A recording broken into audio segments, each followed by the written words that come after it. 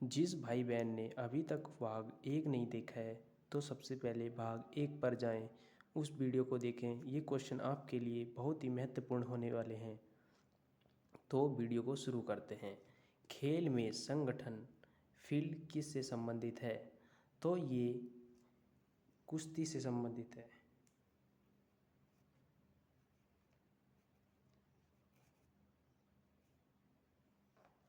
किससे संबंधित है? कुश्ती से। कपास का सबसे बड़ा उत्पादक देश कौन सा है? सबसे बड़ा उत्पादक देश कौन सा है? अपना भारत कौन से स्थान पर है? तो अपना देश भारत कपास के उत्पादन में दूसरे नंबर पर है। तो फिर पहले नंबर पर कौन है? तो पहले नंबर पर चीन है। सबसे पहले नंबर पर कौन सा देश है? चीन। चीन चीन देश है। ड्राइवरों को महत्वपूर्ण संदेश देने के लिए अलग अलग झंडे लगाए जाते हैं। येलो ध्वज क्या दर्शाता है? तो येलो ध्वज आपने देखे होंगे रोड पे ट्रैफिक वाले जो पुलिस वाले होते हैं वो अलग अलग तरह के झंडे लगाते हैं। तो उसमें एक येलो रंग का झंडा होता है, वो क्या दर्शाता है? यानी कि पीले रंग का झंडा क्या दर्शाता है? तो वह झंडा खतरे को धीमा होना चाहिए, उसमें धीरे होना चाहिए हम लोगों को। तो लिखना है खतरा धीमा।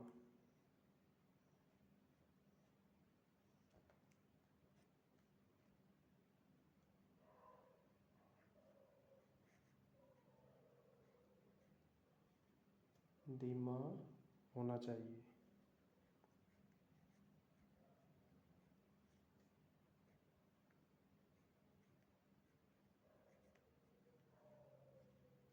होना चाहिए। वन्य जीव अभयारण्य मध्य प्रदेश में स्थित है। क्वेश्चन नंबर 4, वन्य जीव अभयारण्य मध्य प्रदेश में स्थित है। तो इसकी शुरुआत कब हुई थी और ये कहाँ पर स्थित है? मध्य प्रदेश के किस जिले में स्थित है? तो ये बोरी वन्य जीव अभयारण्य है। कौन सा अभयारण्य है? बोरी।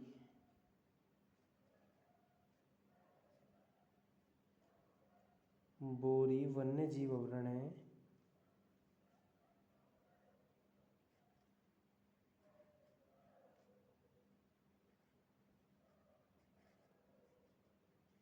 बोरी वन्य जीव अभयारण्य है और इसकी शुरुआत यह मुख्य रूप से शेर और तेंदुओं और चीतों के लिए प्रसिद्ध है। ये किन किन चीज़ों के लिए प्रसिद्ध है? शेर, चीते और तेंदुओं के लिए बहुत ही ज़्यादा प्रसिद्ध है। और इसकी ये कहाँ पर स्थित है? ये ताप नदी के तट पर स्थित है और इसकी स्थापना 1977 में हुई थी। इसकी स्थापना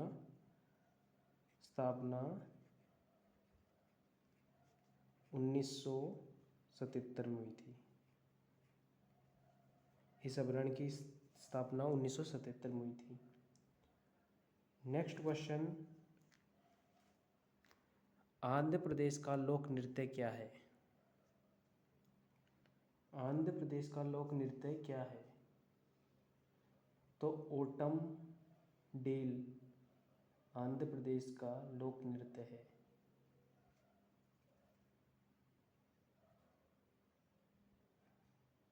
ओटम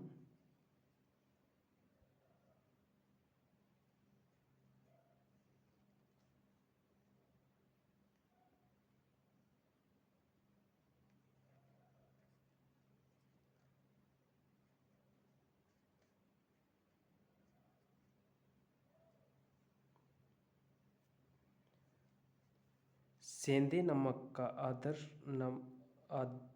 अपवर्तक क्या होता है? सेंधे नमक होता है, उसका अपवर्तक क्या होता है? तो सेंधे नमक की बात करें, सेंधे नमक का अपवर्तक 1.54 होता है।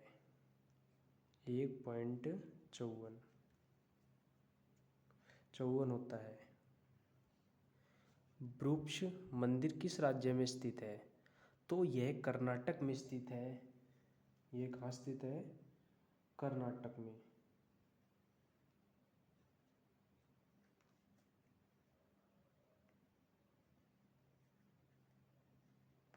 ये कर्नाटक में स्थित है।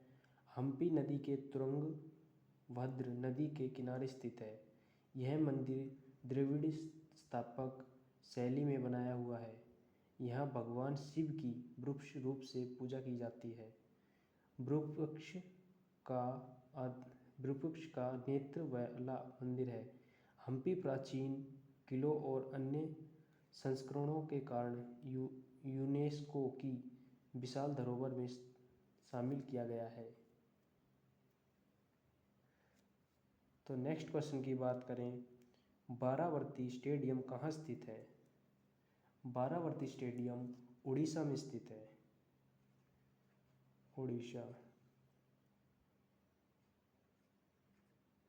कहाँ स्थित है? उड़ीसा में। ये यहाँ पर क्या क्या खेल खेला जाता है? क्रिकेट और फुटबॉल का मैदान है। और इसकी स्थापना 1958 में हुई थी। 1958 में इस स्टेडियम की स्थापना 1958 में हुई थी। अब तक कितने मैच यहाँ पर कितने मैच हो चुके हैं? तो पहला टेस्ट मैच 27, यहाँ पर पहला मैच कब खेला गया था? 27 जनवरी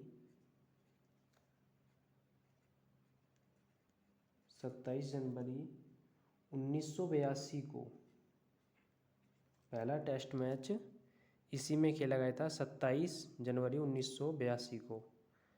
किस ग्रह को विशाल ग्रह कहा जाता है? तो विशाल ग्रह बृहस्पति ग्रह को कहा जाता है। किस ग्रह को कहा जाता है? बृहस्पति ग्रह को।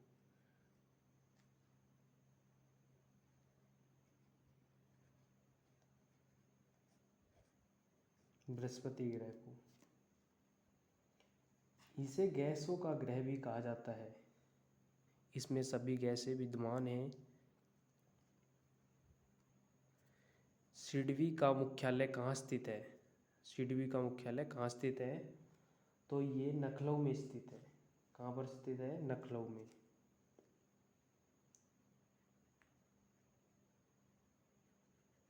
लखनऊ।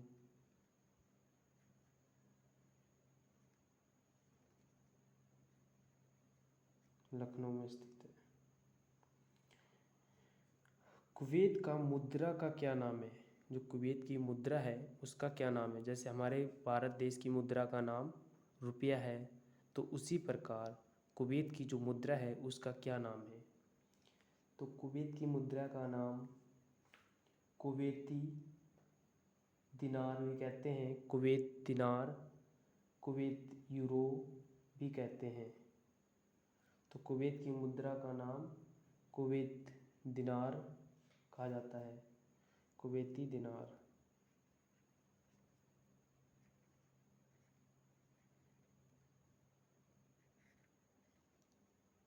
कुवैती दिनार।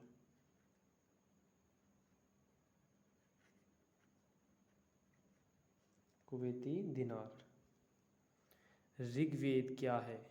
जो हमारा ऋग्वेद है, सबसे पुराना ऋग्वेद है। हमारे 4 वेद हैं। 4 वेद कौन कौन से हैं? यजुर्वेद, ऋग्वेद, अथर्ववेद, सामवेद। सबसे पुराना वेद कौन सा है? तो ऋग्वेद है। तो ऋग्वेद क्या है?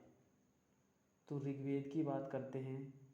ऋग्वेद वैदिक रूप से संस्कृत भाषा में भजनों का संग्रह है। इसमें भजन है। तो लिखते हैं वैदिक रूप से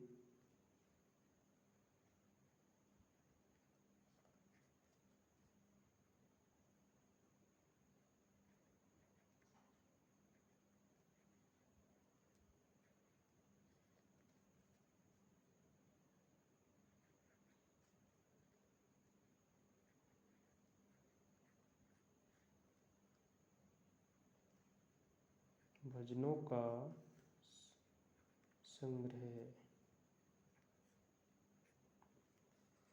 संग्रह है। हरिद्वार शहर किस नदी के तट पर स्थित है? जैसे कि दिल्ली यमुना नदी के तट पर स्थित है, तो उसी प्रकार हरिद्वार किस नदी के तट पर स्थित है? तो जो हमारे हरिद्वार हमारे हिंदू लोगों का सबसे प्रमुख स्थान माना जाता है, तो ये शहर हरिद्वार शहर गंगा नदी के तट पर स्थित है। गंगा नदी के तट पर स्थित है। कहाँ पर स्थित है? गंगा नदी के तट पर। हरिद्वार की सबसे मुख्य जगह कौन सी है? हर की पौड़ी। हिंदू मान्यताओं के अनुसार यहाँ पर कहा जाता है कि अमृत की बूंद गिरी थी। उज्जैन और हरिद्वार और नासिक में, इन 4 स्थानों पर हिंदू का मान्यता है कि यहाँ पर अमृत की बूंद गिरी थी। नेक्स्ट क्वेश्चन की बात करते हैं। पंचवर्षीय योजना की अवधि कब से कब तक है? पंचवर्षीय योजना की अवधि कब से कब तक है? 1974 से लेकर 1989 तक इसकी अवधि है। नेक्स्ट प्रश्न, खालिस्तान में हाइडे स्पेन की लड़ाई आयोजित की गई थी। ये हाइडे स्पेन की लड़ाई कब आयोजित की गई थी? ये लड़ाई कब हुई थी? तो ये 326 ईस्वी में हुई थी। कब हुई थी? 326 ईस्वी में। ये 326 ईस्वी में हुई थी। और किस किस के बीच हुई थी? इस सिकंदर और राजा पोरशाह के मध्य हुई थी। और ये किस स्थान पर हुई थी? तो झेलम नदी के तट पर स्थित हुई थी, जिसमें सिकंदर की हार हुई और पोरस जीत गया। नेक्स्ट क्वेश्चन है, बौद्ध धर्म में लोटस और बुल का प्रतीक क्या दर्शाता है? तो हिंदू धर्म में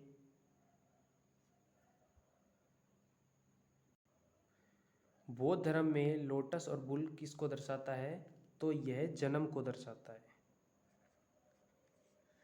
यह किसको दर्शाता है? जन्म को। जन्म को दर्शाता है। नेक्स्ट क्वेश्चन, चड्डा कप किस खेल से संबंधित है? तो चड्डा कप किस खेल से संबंधित है? ये बैडमिंटन से संबंधित है। किससे? बैडमिंटन से।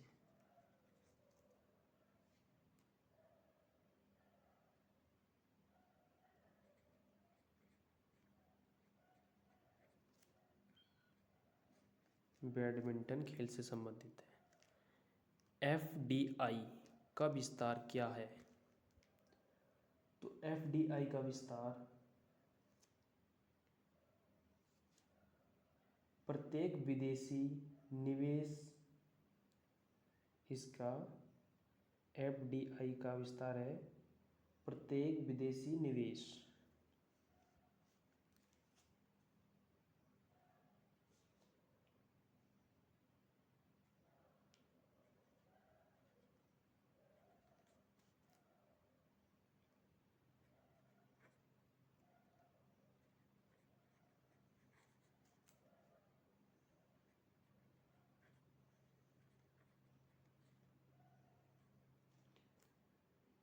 निवेश।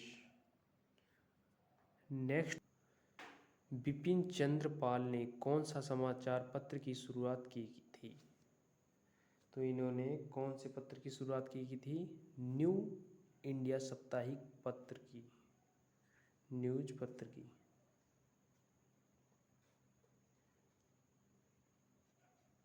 न्यू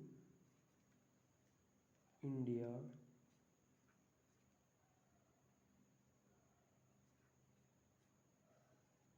न्यू इंडिया साप्ताहिक।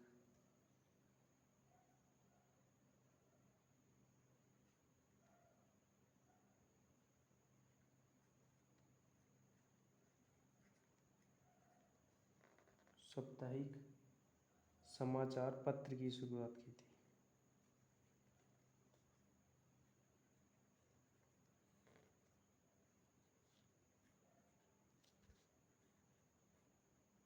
पत्र की शुरुआत की थी। और ये कब की थी? तो 1901 में की थी। ये हमारे भारतीय सेनानी भी थे। और अम्लीय वर्षा तब होती है जब वर्षा का पीएच मान कम होता है। पीएच मान से कम होता है, मतलब कितने से कम होता है तब अम्लीय वर्षा मानी जाती है। तो इसका पीएच मान 5.6 से कम होता है। कितने से?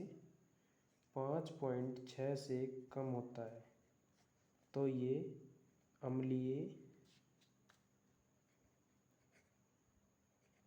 वर्षा मानी जाती है। तो अभी तक वीडियो को लाइक नहीं किया तो लाइक करें। ये टोटल 300 क्वेश्चन होने वाले हैं, तो इसमें वीडियो में बने रहो। अभी तक जिसने पार्ट 1 नहीं देखा है वो पार्ट 1 को जाकर देखें। और वीडियो को लाइक नहीं किया है तो लाइक करें, और चैनल को अभी तक सब्सक्राइब नहीं किया तो सब्सक्राइब करें। मैथ की ट्रिक्स भी आपको मिलेंगी। थोड़े बहुत दिन में रीजनिंग की क्लास भी शुरू करने वाले हैं।